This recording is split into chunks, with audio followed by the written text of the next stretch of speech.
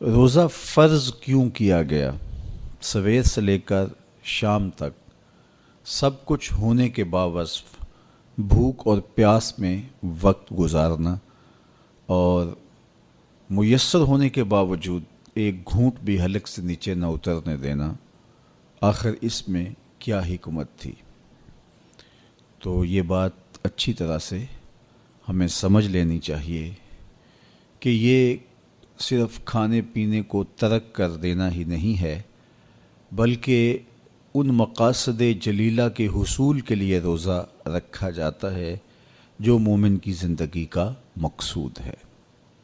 اور اگر کوئی شخص کھانا پینا تو ترک کر دیتا ہے لیکن ان امور سے نہیں رکتا جن امور سے روکنا ان روزوں کا مقصود تھا، تو اس کا روزہ روزہ نہیں کہلاتا۔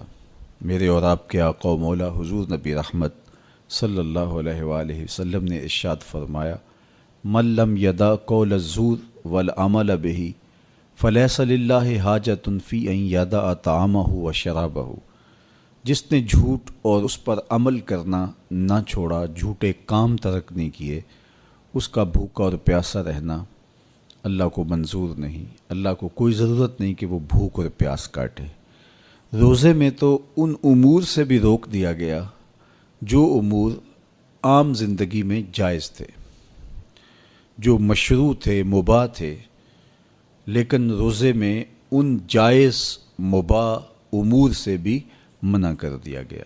طیب اور طاہر کھانے، خوبصورت مشروب، ان سے روک دیا گیا۔ آپ آب زمزم بھی نہیں پی سکتے جبکہ وہ متبرک پانی ہے۔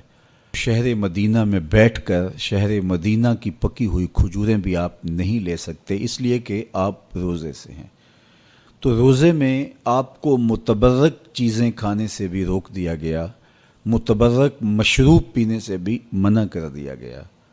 تو مجھے بتائیے، جو رب آپ کو متبرک مشروع اور پاکیزہ کھانوں سے بھی ایک مخصوص وقت کے لیے روک رہا ہے، تو جن امور سے عام زندگی میں شریعت اسلامیہ نے ہمیں منع کیا، ہمارے رب نے ہمیں منع کیا، تو اگر روزے کے دوران ہم وہ امور بجا لائیں تو پھر روزے کی مقصدیت حاصل نہیں ہوگی۔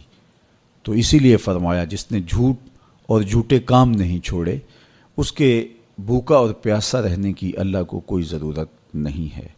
تو وہ یہ چاہتا ہے کہ میرے بندے ان امور سے بھی جب رک جائیں گے جن امور سے عام زندگی میں نہیں روکا گیا، تو وہ لازمی طور پہ ان امور سے رکنے کی کوشش کریں گے جن امور سے اسے منع کیا گیا ہے۔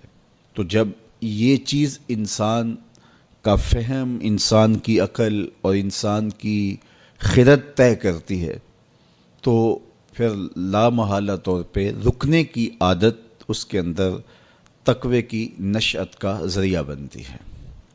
آپ نے عمومی طور پہ دیکھا ہوگا کہ رمضان المبارک کا ماہ نور جب اختتام کو پہنچتا ہے، ہمارے سامنے عید کے 2-4 دن بھی یہ مشق رہتی ہے، اچانک کوئی مشروب آیا اور پینے لگے تو رک گئے، وہ کہیں ہمارا روزہ تو نہیں، لیکن پھر خیال آتا نہیں ہم روزے تو نہیں ہیں، آج تو عید کا دن ہے، تو ہم پی لیتے ہیں۔ چونکہ پورا مہینہ دن بھر ہم مشروبات سے رکے رہے اور آج بھی دن کے اجالے میں ہمیں پانی دیا گیا تو ایک دم ہمیں جھجک پیدا ہوئی، لیکن پھر ہمیں یاد آیا کہ اب روزے بیت گئے ہیں اور میں روزے سے نہیں ہوں۔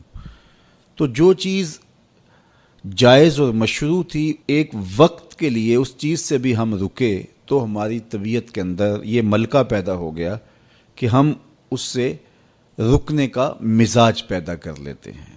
تو اگر ہم ان امور سے رک جاتے ہیں جن کو شریعت اسلامیہ نے منع کیا ہوا ہے، تو پھر دوبارہ جب اس کو کرنے لگتے ہیں تو پھر ہمارا ہاتھ بھی رکے گا، اور پھر ہم مستقل اپنے ہاتھ کو روک سکتے ہیں کہ ہاں میاں، یہ روزے میں بھی چیزیں منع تھیں اور روزے کے بعد بھی یہ چیزیں ہمارے اوپر منع ہیں۔ تو ایک ملکہ پیدا ہو جائے گا ان امور منہیات سے رکنے کا، ان سے باز رہنے کا۔ تو گویا یہی تقوی ہے کہ جو اللہ جل شانہ نے ہمارے اوپر حرام کیا ہے اس سے ہم رک جائیں، جس کام کے کرنے کا حکم دیا ہے اس کام کو ہم بجا لائیں۔